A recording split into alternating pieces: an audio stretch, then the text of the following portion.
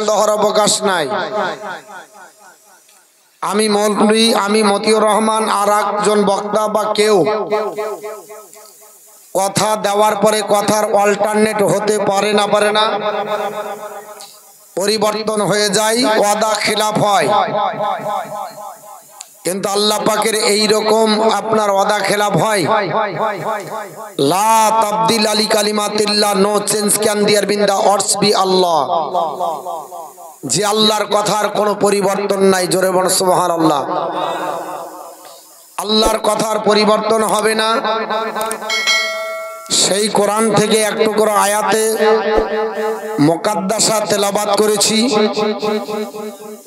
যে কোরআন, if you read দা কোরআন, তুমি যদি কোরআন পড়ো, ইউ উইল ফাইন্ড গুডনেস।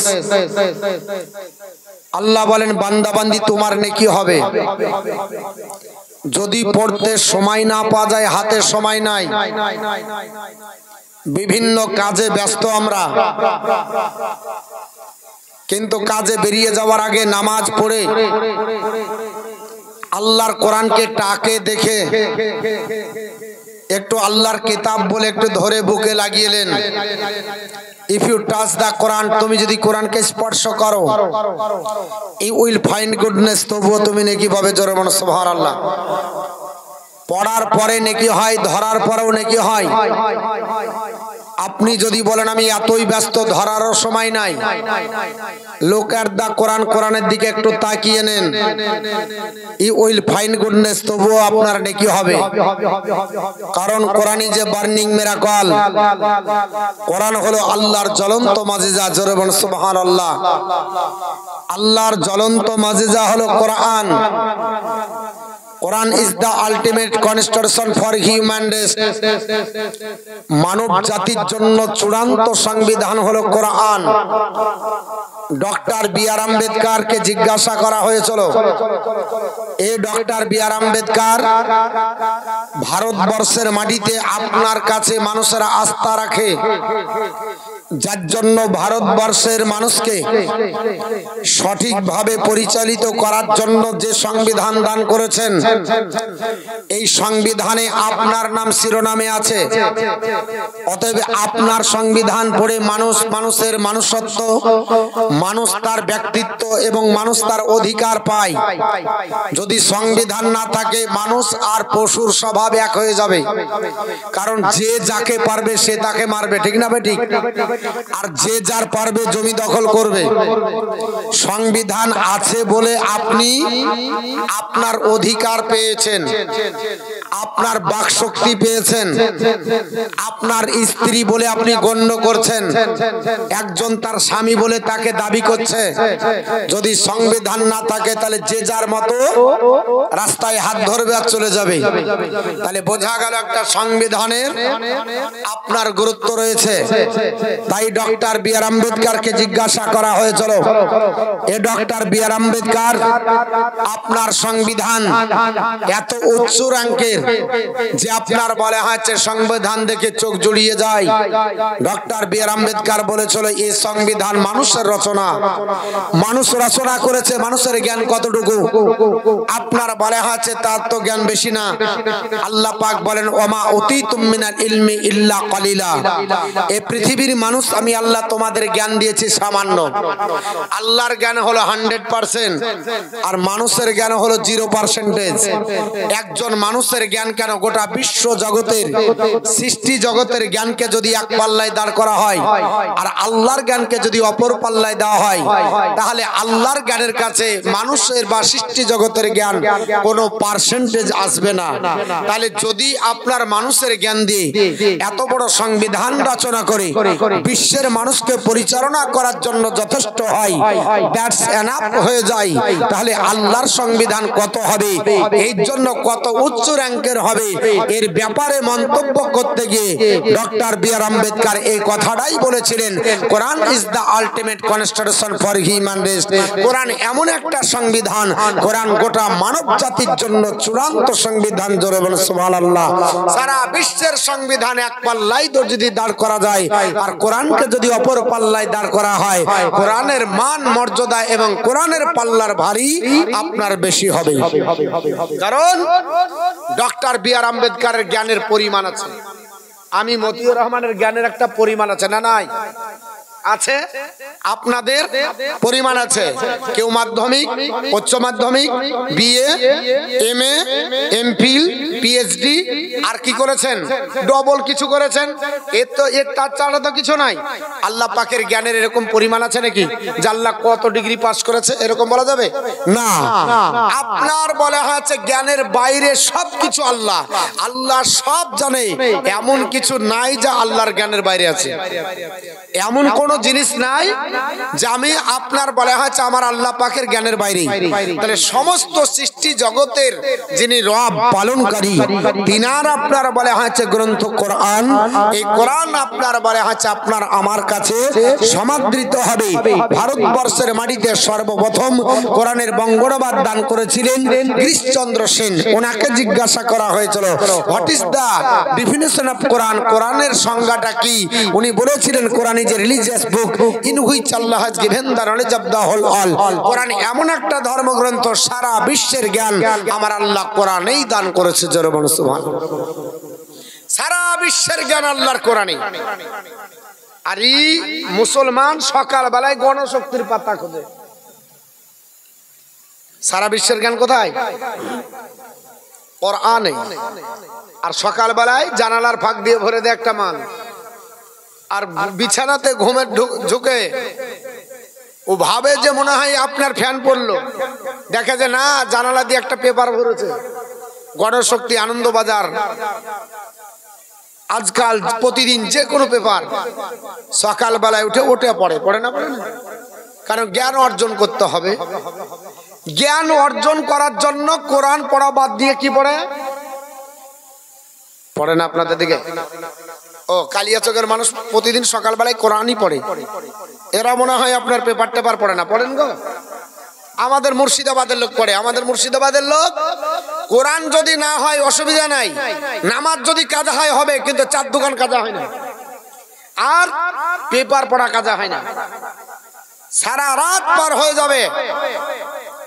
আমার মতো মতিউর রহমানকে যদি দেন পেপার পড়তে পড়তে, কারণ আমি তো আপনার এ টু জেড যাবার সব পড়বো, বুঝতে পারছেন তো, মানে সবকিছু পড়বো। আর যারা বুদ্ধিজীবী মানুষ এরা পেপার পড়তে জানে, এরা শুধু পাতা উল্টে ছেড়ে দেয়। কারণ হেডলাইনের শিরোনামটাই যদি পড়া যায় তাহলে বোঝা যাবে এই খবরটা কতটা ইম্পর্টেন্ট, তাই না? যারা বুদ্ধিজীবী এনারা জেনে নেই। আল্লাহ রাব্বুল আলামিনের পয়গম্বরও আপনার বলে দিয়েছেন আমার সাহাবারা এরকম অনেক কিছু আছে, আমি আপনাদেরকে একটা একটা করে বলবো। তবে আপনার বলা হয়েছে পৃথিবীর জমিনে যেমন আপনার কুল হুয়াল্লাহু আহাদ, আল্লাহুস সামাদ, লাম ইয়ালিদ ওয়া লাম ইউলাদ ওয়া লাম ইয়াকুল লাহু কুফুয়ান আহাদ, এটা জেনে নেন যে আল্লাহ পাকের পবিত্র কোরআনের একটা শিরোনাম। এই কোরআনের আয়াতগুলো যদি আপনি পড়ে নেন একটা সূরা, তো আপনি একবার পড়লে কোরআনের 3 ভাগের 1 ভাগ পড়ার সব দান করা হয়। 3 বার পড়ে যদি ঘুমিয়ে যায় আল্লাহ তার আমলনামাতে একটা পূর্ণাঙ্গ খতম তোলার সব দান করে। জোরে বলুন সুবহানাল্লাহ। 10 বার যদি পড়ে একটা জান্নাতের কামরা বরাদ্দ হয়। 24 বার পড়লে 2টো কামরা বরাদ্দ। যদি 100 বার পড়েন 10টা। ওমর ফারুক আজম বলেছিলেন ইয়া রাসূলুল্লাহ, এমন কোন একটা রাত্রি পার হয় না যে রাত্রিতে আমি ওমর 100 বার সূরা ইখলাস পড়ি না। নবী বলেছিলেন ওমর আল্লাহ তোমার নামায় আমলে 10টা জান্নাতের খাস কামরা বরাদ্দ করেছে। এই মুসলমান এগুলো পড়ে না, অন্যগুলো যায়। তো যেটা বলছিলাম বাপ, এই মাসটা হলো রবিউল আউয়াল মাস। রবিউল আউয়াল এমন একটা গুরুত্বপূর্ণ মাস যে মাসে আমাদের নবী পৃথিবীর জমিনে এসেছেন। আল্লাহ পাক তাকে পাঠিয়েছিল এই অধম মানুষগুলোকে, আপনার পথহারা মানুষগুলোকে রাস্তা দেখানোর জন্য আল্লাহ পাক নবীকে পাঠিয়েছিলেন। কুল বিফাদলিল্লাহি ওয়া বিরহমাতিহি, আল্লাহ পাক বললেন নবী গো আপনি বলে দেন যারা আল্লাহর অনুগ্রহ এবং রহমত পেয়েছে ফাবিজালিকা ফালইফরাহু, তারা যেন আল্লাহর রহমত এবং অনুগ্রহ পেয়ে তারা যেন খুশি মানায়, খুশি প্রকাশ করে। আল্লাহর রহমত এবং অনুগ্রহ পেয়ে তারা যেন খুশি মানায়। আল্লাহর রহমত অনুগ্রহ আল্লাহর নিয়ামত সব কিছু। কিন্তু এই রহমত অনুগ্রহ আল্লাহ কার প্রতি করেছেন? আল্লাহ স্পষ্ট বলে দিয়েছেন, লাকাদ মান্নাল্লাহু আলাল মুমিনিনা ইজ বাসা ফিহিম রাসূলাম মিন আনফুসিহিম। আল্লাহ পাক বলে, নিশ্চয় আমি আল্লাহ আপনার মুমিনদের প্রতি অনুগ্রহ করে তাদেরই ভিতর থেকে তাদের মধ্যে আমি রাসূলকে প্রেরণ করেছি। জোরে বলুন সুবহানাল্লাহ। আল্লাহ ওই আয়াতের ব্যাখ্যা এই আয়াতে করছেন, অনুগ্রহ কি, রহমত কি এবং কার উপর করা হয়েছে? মুমিনদের উপরে। আল্লাহ পাক মুমিনদের প্রতি রহমত এবং আপনার বলা হয়েছে অনুগ্রহ দান করেছে। নবী হলেন আল্লাহর রহমত। নবীকে আল্লাহর রহমত। হযরতে বিশ্ববিখ্যাত সাহাবী হযরত ইবনে আব্বাস রাদিয়াল্লাহু তাআলা বর্ণনা করেন, হাদিসটি বুখারী শরীফ হাদিস নাম্বার 3977 নম্বর হাদিস। হযরত আপনার আব্বাস রাদিয়াল্লাহু তাআলা তিনি বর্ণনা করেন, আন ইবনে আব্বাসিন রাদিয়াল্লাহু তাআলা আনহুমা আল্লাযিনা বাদদিলু নি'মাতাল্লাহি কুফরান। ওই সমস্ত মানুষ যারা কুফরিয়াতের কারণে আল্লাহর নিয়ামতের পরিবর্তন করেছে, আলা হুম আল্লাহি কুফারু কুরাইশ, তারা হলো নিশ্চয় কুরাইশ গোত্রের কুফর আপনার সম্প্রদায়, আপনার কুরাইশ গোত্রের কাফের সম্প্রদায়। ওয়াকালা উমর, এবং উমর রাদিয়াল্লাহু তাআলা বলেছেন, হুম কুরাইশুন, ওই আপনার কাফের তারা হচ্ছে কুরাইশ গোত্রের মানুষ। ও মুহাম্মাদুন সাল্লাল্লাহু আলাইহি সাল্লাম রাহমাতুল্লাহ, কিন্তু মুহাম্মদ সাল্লাল্লাহু আলাইহি সাল্লাম হচ্ছে আল্লাহর রহমত। জোরে বলুন সুবহানাল্লাহ। কুরাইশ গোত্রের মানুষ কাফের, কিন্তু তাদের ভিতরে আল্লাহ পাক যাকে রহমত করে পাঠাইছে তিনি হচ্ছেন আপনার আমার নবী। তিনি কে? আপনার আমার নবী। নবী হলো রাহমাতুল লিল আলামিন, ওয়া মা আরসালনাকা ইল্লা রাহমাতাল লিল আলামিন। হে নবী, আমি আল্লাহ আপনাকে দোনো জাহানের রহমত করে পাঠিয়েছি। এই উপরে দু চারটি কথা ইনশাআল্লাহ আলোচনা করব। একবার দরুদ শরীফ পড়ুন, আল্লাহুম্মা সাল্লি আলা মাওলানা মুহাম্মাদ ওয়া আলা আলি মাওলানা মুহাম্মাদ সাল্লাল্লাহু আলা মুহাম্মাদ মুহাম্মাদ হরদম জাবান পাক নামে মুহাম্মাদ হরদম জাবান কালা সফিয়ানা মুহাম্মাদ তিমহল মা আমিনার কালা अगर रहमतन मेला तिमहल मा आमिनार काला अगर रहमतन मेला पोषब पर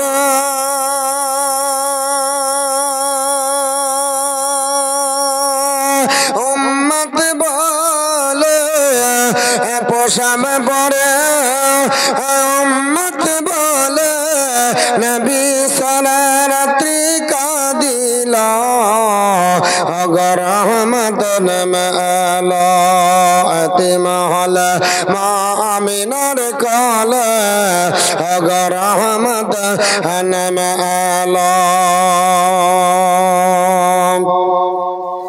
हालिमा बेबे खासे हिमालय चुमा दिया चाँद बादला हालिमा बेबे खासे हिमालय चुमा दिया चाँद बादला परे निजा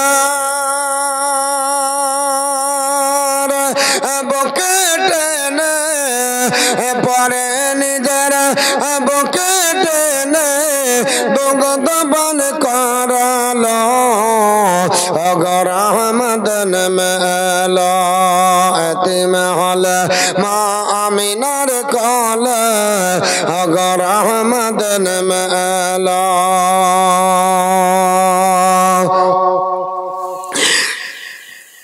এতিম হলে মা আমিনার কোলে ওগো রহমতের মেলা পীর পয়গম্বর যত আয়েলো তারা কে কেউ কান্দেছিল পীর পয়গম্বর যত আয়েলো তারা কে কেউ কান্দেছিল হিংসা ছেড়ে সত বলো হিংসা ছেড়ে সত বলো নবী কেন কাঁদিল ওগো রহমতের মেলা এতিম হলে মা আমিনার কোলে ওগো রহমতের মেলা দুঃখ জানের ঘরে ঘরে খাই নাই কে খানা তারা সন্ধান করে দুঃখ জানের ঘরে ঘরে খাই নাই কে খানা তার সন্ধান করে নিজে পেটে পাথর বেঁধে নবী সারা রাত্রি কাটালো ওগো রহমতের বেলা এতিম হলে মা আমিনার কোলে ওগো রহমতের মেলা আল্লাহুম্মা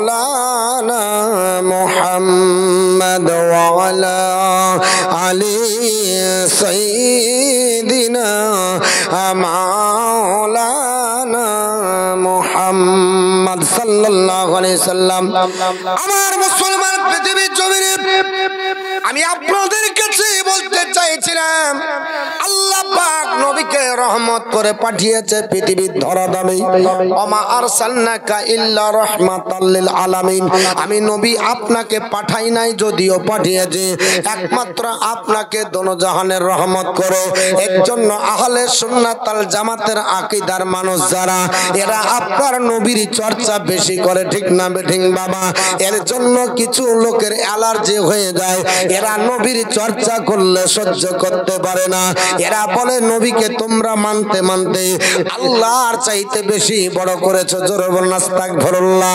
মুসলমান শুধু আমরা নবী নবী করি না পৃথিবীর জমিনে যত মনুষ্য এসেছে সমস্ত মনীষীরা একটা অ্যাডভার্টাইজ করেছে আমার নবীর আপনার বলে হচ্ছে গুণকীর্তন করেছে যেমন নবীদের সিলসিলা যদি দেখা যায় আদম আলাইহিস সালাম থেকে ঈসা রুহুল্লাহ পর্যন্ত প্রত্যেক নবীর একটাই বক্তব্য ছিল ওরে আমার উম্মত উম্মতানি তোমরা শুনে রেখে দাও আমরা পৃথিবীর জমিন থেকে চলে যাব তবে একদিন আপনার শেষ জামানার নবী আসবে ওনার কলমা পড়ে নিলে তোমাদের জীবন ধন্য হয়ে যাবে আল্লাহর কালিমা কালিমুল্লাহ তোর পকড়ে ওঠার পরে আল্লাহ পাকের কাছে ফরিয়াদ যখন করেছিলেন আমার আল্লাহ বলেছেন ও কালিম শুনে রেখে দাও তোমার গর্বের কোনো বিষয় নাই আমি আল্লাহ তোমাকে কালিমুল্লাহ বানাতাম না যদি আমার হাবিবুল্লাহকে আমি না বানাতাম জোরে বলো সুবহানাল্লাহ আল্লাহ পাকের নবী মুসা কালিমুল্লাহ ডাক দিয়ে বললেন রব্বে কায়নাত আল্লাহ পাককে তোমার আপনার হাবিবুল্লাহ আমার আল্লাহ পাক জানিয়ে দিয়েছেন মুসা কালিমুল্লাহ আমি ওই নবীকে তৈরি না করলে আমি তোমাকে আপনার বলে হাতে তরাইকরি করতাম না সৃষ্টি জগৎ তৈরি করতাম না ওই নবীর আপনার কথাটা তাওরাত কিতাবের মধ্যে আপনার লিপিবদ্ধ রয়েছে মুসা কালিমুল্লাহর জবান দ্বারা আল্লাহ উচ্চারণ করে নিলেন আল্লাহ পাক ডাক দিয়ে বললেন মুসা Kalimullah I will raise them up a prophet from among their brethren like unto thee I will put my words in his mouth and he shall speak unto them that I shall come again এ মুসা কালিমুল্লাহ আমি আল্লাহ পাক তোমার ভাতৃদিগের মধ্যে হইতে এমন একজন রাসূল উত্থিত করব এমন একজন পয়গম্বর পাঠাবো লাইক আনটু দি তোমার মতো হবে তবে নবীকে আমার মতো বলা চলবে না জোরে বলুন সুবহানাল্লাহ আল্লাহ বলেন আপনার নবীকে আমার মতো বলতে পারবে না। I will put my words in his mouth and he shall speak unto them all. I shall not communicate. এ মুসা কালিমুল্লাহ শুনে রেখে দাও, আমি আল্লাহ পাক পৃথিবীর জমিনে নবীকে যেটা বলতে বলবো আমার নবী ওটাই বলবে, একটাও মন গড়া কথা বলবে না। আমার আল্লাহ পবিত্র কোরআনের মধ্যে জানিয়ে দিয়েছেন, ওয়ামা আনতিকু আনিল ইন হুয়া ওয়ামা আনতিকু আনিল হাওয়া ইন হুয়া ইল্লা ওয়াহয়ুহা। আমার নবী একটাও মন গড়া কথা বলেন না, একটা নিজের পক্ষ থেকে সিদ্ধান্ত নেন না। আল্লাহ যা প্রত্যাদেশ করে নবী ওটাই বলে, জোরে বল সুবহানাল্লাহ। আর আপনার আল্লাহ পাক ডাক দিয়ে বলে, মুসা কালিমুল্লাহকে আমার মতো বলবে না। আর 3 পাতা পড়া মৌলবি বলছে নবী আমার মতো। আমার মতো যদি বলেন কোরআনে আছে, হ্যাঁ হ্যাঁ আমার মতো বলা কোরআনে আছে।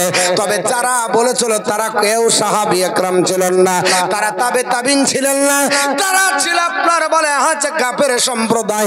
যেমন পবিত্র কোরআন সূরাটির নাম সূরা হুদ 12 পারা আল্লাহ পাক ইরশাদ করেছেন, একজন নবী পাঠিয়েছিলেন, নাম হলো হযরতে নূহ পয়গম্বর, যাকে দ্বিতীয় আদম বলে আপনার উল্লেখিত হয়। আপনার নূহ পয়গম্বরকে দুনিয়ার জমিনে আল্লাহ পাঠিয়ে দিয়ে বললেন, নূহ পয়গম্বর আমি আল্লাহর একত্ববাদ প্রচার করো এবং নিজের নবুয়তটা মানুষের কাছে তুলে ধরো। আল্লাহর নবী নূহ আলাইহিস সালাম নবুয়তের প্রচার ও প্রসার করতে আরম্ভ করেছে। জগৎবাসীরা বলল, কে তুমি? বলে আমি আল্লাহর পয়গম্বর নূহ আলাইহিস সালাম। তারা বলল, ফাকালাল মালাউল্লাযিনা কাফারু মিন কাওমিহি মা নারাকা ইল্লা বাশারাম মিসলানা। এ নূহ পয়গম্বর তোমাকে নবী বলে মানব না, কারণ তুমি হলো আমাদের মতো একজন মানুষ। জোরে বলুন আস্তাগফিরুল্লাহ।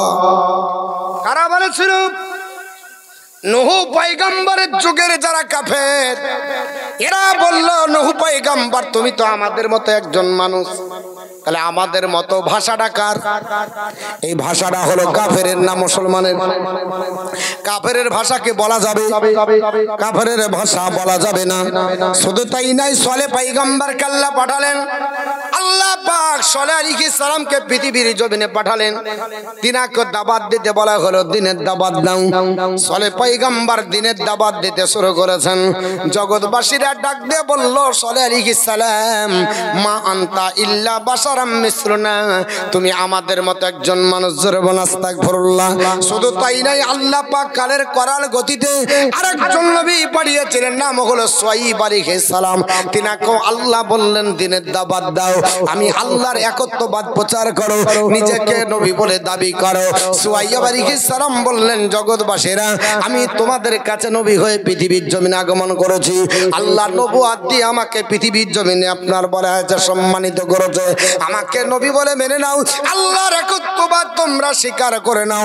তদানীন্তন কালের কাফের সম্প্রদায়রা বলেছিল, ওয়ামা আনতা ইল্লা বাশারাম মিসলানা, এ শুআয়ব তোমাকেও নবী বলে মানব না, কারণ তুমি আমাদের মতো একজন মানুষ। জোরে বল আস্তাগফিরুল্লাহ। আর আমার আল্লাহ পাক নবীকে যখন ডাকতে বললেন, হাবিব আর আপনার বসে থাকা চলবে না, দিনের দাওয়াত আপনি দিতে শুরু করেন। আল্লাহর নবী যখন দিনের দাওয়াত দিতে শুরু করলেন, জগৎবাসীরা জানতে পারলো মুহাম্মদ সাল্লাল্লাহু আলাইহি ওয়াসাল্লাম আল্লাহর আপনার নবী। এবার আপনার দাওয়াত দিতে শুরু করেছে। নবী আপনার দাওয়াত দেয়। ওই সময়তে আবু জেহেল রাস্তা ঘেরাও করেছিল। যুবক আর যুবতীরা আপনার লাইন ধরে রাত্রিকালে নবীর কাছে যায় আর কলমা পড়ে যায়।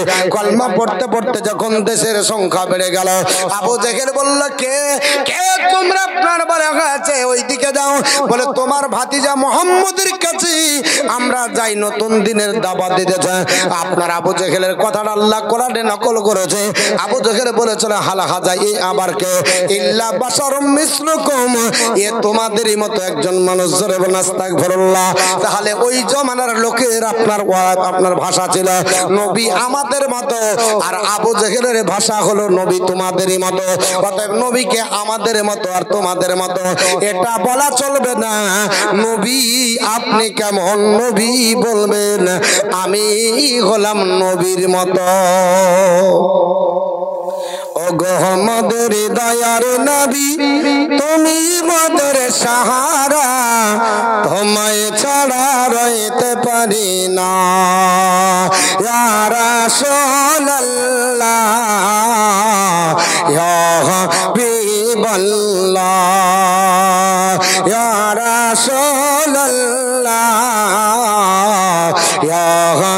হাবিবাল্লাহ নবী গো তুমি যদি না আসিতে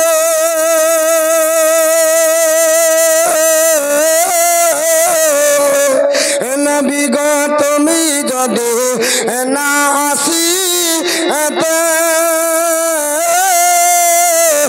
কেবা জানত খোদা বলে তুমি এসে দিলে নবী তুমি এসে দিলে নবী স্বয়ং খোদার ঠিকানা তোমায় ছাড়া রইতে পারি না ইয়া রাসূলুল্লাহ ইয়া হাবিবাল্লাহ আল্লাহুম্মা সাল্লি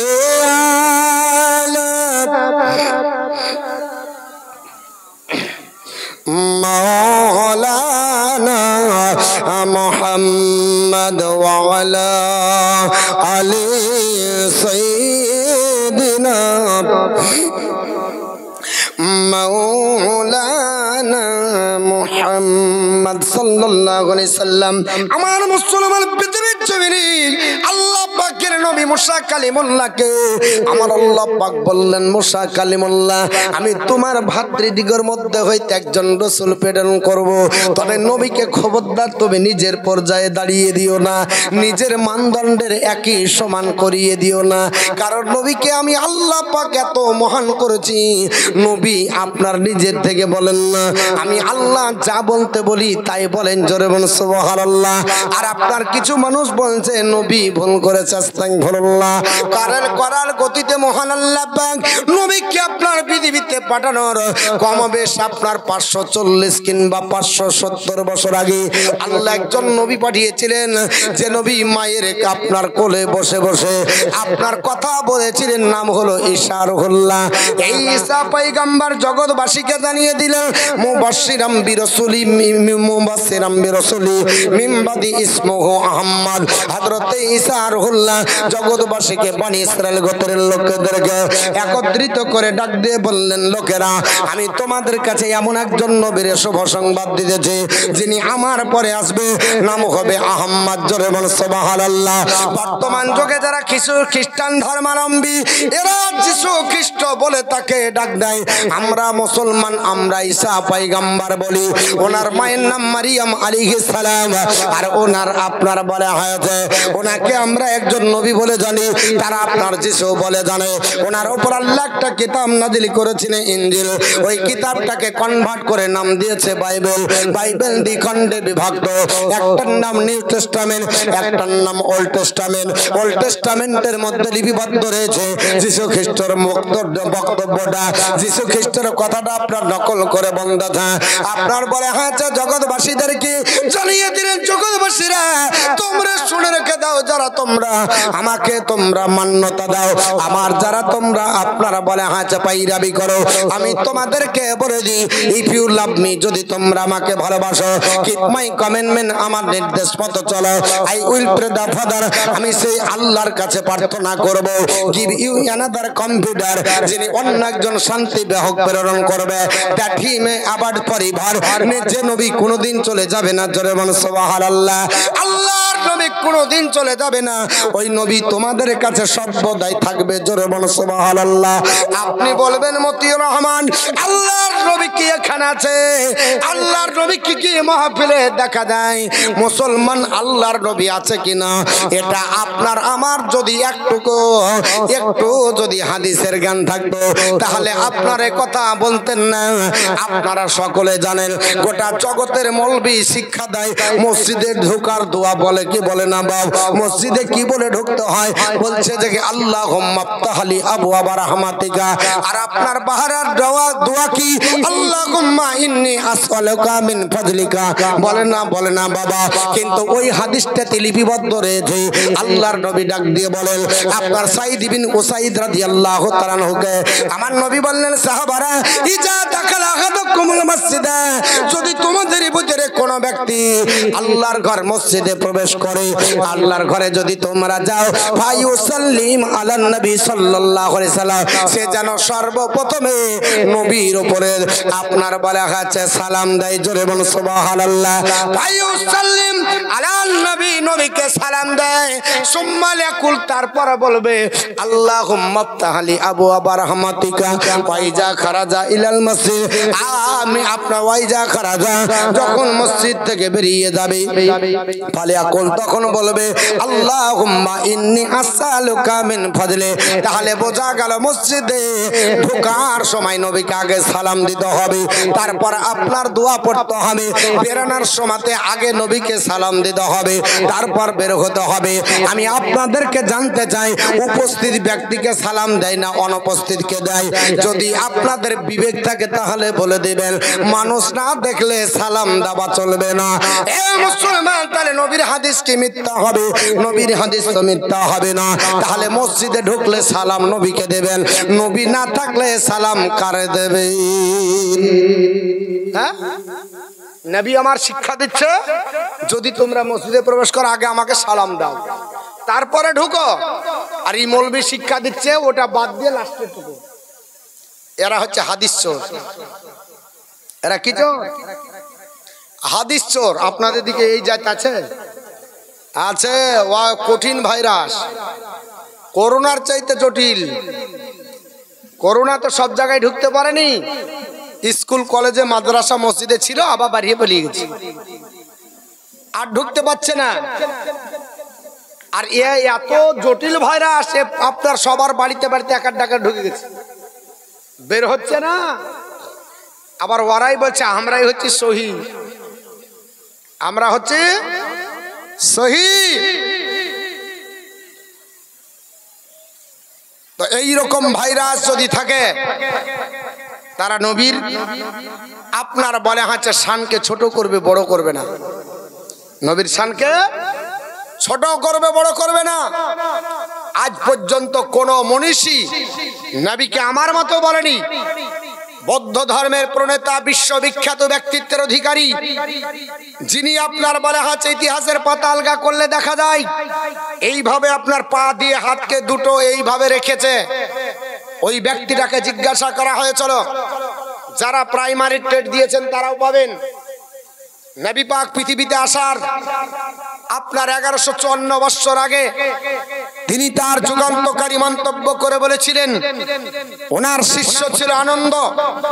আনন্দ said to the blessed who shall teacher us when thou art gone. Ananda বলল, গৌতম বুদ্ধ আপনি চলে যাওয়ার পরে, আপনার মরণের পরে হুসেল টিচার্স কে আমাদের শিক্ষা দেবে? The blessed replied, Gautama Buddha বলেছিল, I am not the first Buddha who came on the আর্থ।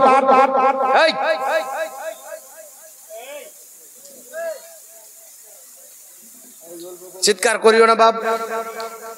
তোমাদের বক্তব্য যদি এখানে আসে তাহলে তোমাদেরই শুনে নি, দিয়ে আমার হবে পরে।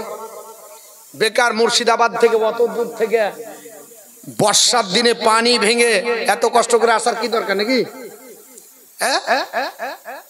তোমরাই যদি থাকো তো তোমরাই এখানে এসো, আমি একটু শুনে নি।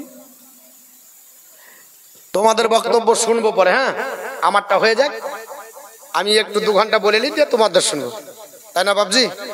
হ্যাঁ, তো কি বলছিলাম বাপ, যে the blessed replied, Gautama Buddha বলল, I am not the first Buddha who came on the earth, nor shall I be the last. আমি একমাত্র এবং শেষ বুদ্ধ নয়। In on time another Buddha will আর জিন্দাবাল। একদা এক সময় এমন একজন বুদ্ধ, এমন একজন প্রতা, এমন একজন উদার চেতা, এমন একজন ভবিষ্যৎ বক্তা নেতা পৃথিবীতে আসবে। A holy one supremely enlightened one endowed to system in conduct, he will proclaim religious life holy perfect and pure such as now proclaim. উনি বললেন, শোনো, সেই নেতা এমন একজন হবে, এ হলিওয়ানে সুপ্রিমলি ইনলাইটেড অন, যিনি আমার চাইতে অনেক আলো প্রাপ্ত হবে, আমার চাইতে অনেক জ্ঞানী হবে, আমার চাইতে ঊর্ধ্বস্তরের হবে।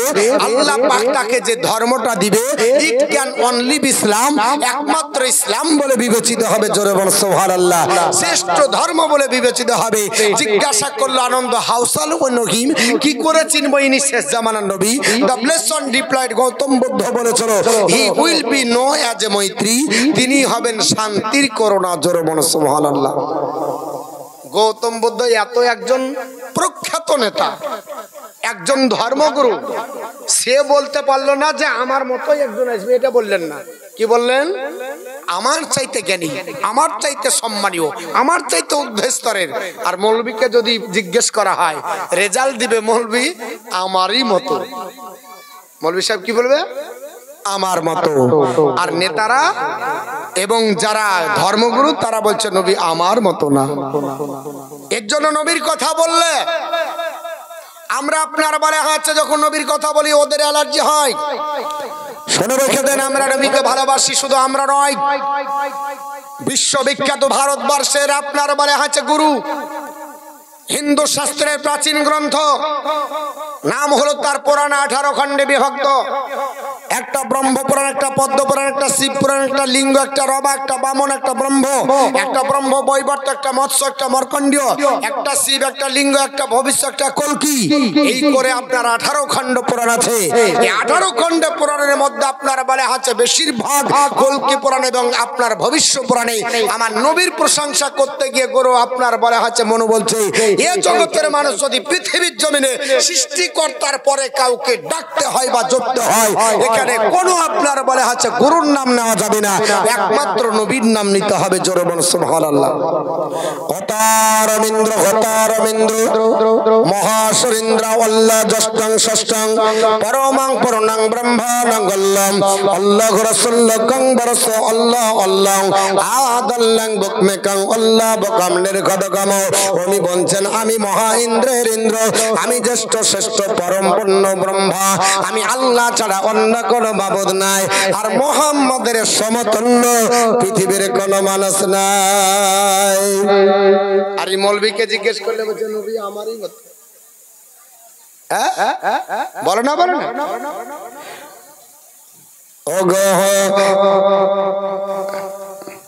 ওগো আমাদের দয়ার নবী তুমি দাওগা, ওগো আমাদের জিন্দা নবী, ওগো আমাদের দয়ার নবী তুমি দাওগা আপরে চাই। কেহ বলে মাটির পতল, কেহ বাবার ভাই, ওগো আমাদের জিন্দা নবী, ওগো আমাদের দয়ার নবী তুমি দাওগা আপরে চাই। কেউ বলে মাটির পতল, কেউ বাবার ভাই। সর্বপ্রথম সৃষ্টি যিনি খোদার নূর তৈরি তিনি, আওয়ালা কারো নবী, আওয়ালা কারো নবী তুলনা তাহার নাই। তুমি দাও গো পরে চাই, ওগো আমাদের দয়ার নবী, ওগো আমাদের জিন্দা নবী তুমি দাও গো পরে চাই। কেহ বলে মাটির পতল, কেহ বাবার ভাই। নবী বলে রে উম্মতি উম্মতি, আল্লাহ বলেন না মাটি, নূর বলে রাখেন সদাই, নূর বলে রাখেন সদাই, কোরআন পাকে কয় তুমি দাও গো পরে চাই। ওগো আমাদের জিন্দা নবী, ওগো আমাদের দয়ার নবী তুমি দাও গো পরে চাই। কেউ বলে মাটির পতল, কেউ বাবার ভাই। পৃথিবীর জমিনে আল্লাহর নবীর কথা মন ছিল বড় আপনার মনে বললেন জগৎবাসী আল্লাহর পরে যার স্থান তার নাম হলো মুহাম্মদ সাল্লাল্লাহু তাআলা আলাইহি ওয়াসাল্লাম। তুমি বলে দাও ওই নবীর আপনার বলে আছে কথা বললে এমন কি বিশেষত্ব গুণ আল্লাহ তাকে দিয়েছে। গরু মনে বলল আল্লাহ তাকে এত পাওয়ারফুল বানিয়েছে তিনার একটা বাক্য একবার পড়লে আল্লাহর জান্নাত পাওয়া যাবে।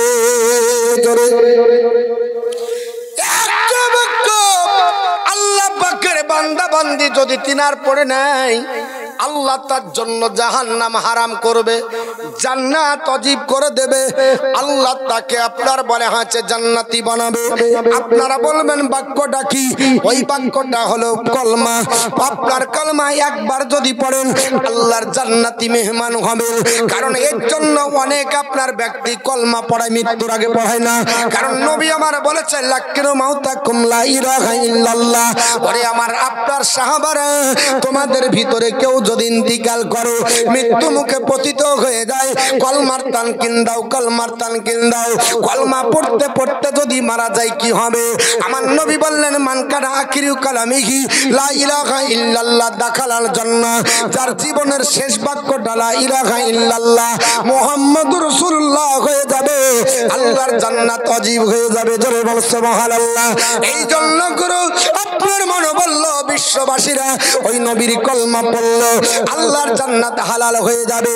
অথর্বের সংহিতা কাণ্ড শ্লোক নম্বর 9 এর মধ্যে লিপিবদ্ধ রয়েছে মুহাম্মদ রাসূল কংবরস ইল্লালতি ইল্লাল্লাহ। ওটার বাংলা মানে হলো আল্লাহ ছাড়া অন্য কোনো মাবুদ নাই আর মুহাম্মদ আল্লাহর প্রেরিত রাসূল। জোরে বল সুবহানাল্লাহ। জিজ্ঞাসা করে গেল ও গরু মনো তুমি এত কিছু বলো, এত কিছু তুমি তার ব্যাপারে তুমি আলোচনা করো। ওই নবীর এত মর্যাদা কিভাবে নবীর আপনার বলে হাতে জিকির করা যাবে, নবীর স্মরণ কি করে করা যাবে? আপনার মন্তব্য করেছেন উত্তরের মান আপনার বেদের ভিতরে অনকাই পঞ্চম পরিচ্ছেদের মধ্যে এসেছে। গরমনের বক্তব্যটা তোলা হয়েছে। গরমন বলে চলো লা ইলাহা হাত্তি পাপাম ইল্লা ইলাহা পরম পদমা জন্ম বৈকণ্ঠ অপইন তিথি জপির মুহাম্মাদ। লা ইলাহা পড়লে জীবনের সংকট মাফ হয়ে যায়, ইল্লাল্লাহ পড়লে চরম সম্মানের অধিকারী হয়ে যায়। আর যদি চিরতরে স্বর্গে বাস করতে চাও নবীর নাম জিকির করো। চিরতরে স্বর্গে যদি বাস করতে চাও কার নাম? একটু জোরে বলেন। মুহাম্মদ সাল্লাল্লাহু তাআলা আলাইহি ওয়াসাল্লামের নাম কি করে জিকির করবেন? নবী নবী নবী এরকম করে না অন্য কিছু? কিভাবে? নবীর নাম শিখিয়ে দিচ্ছে কিভাবে তোমরা নিবে, নবীকে আপন বানাবে। উত্তর আপনার বলা আছে ঋগ্বেদ সংহিতা কাণ্ড এবং আপনার অথর্ব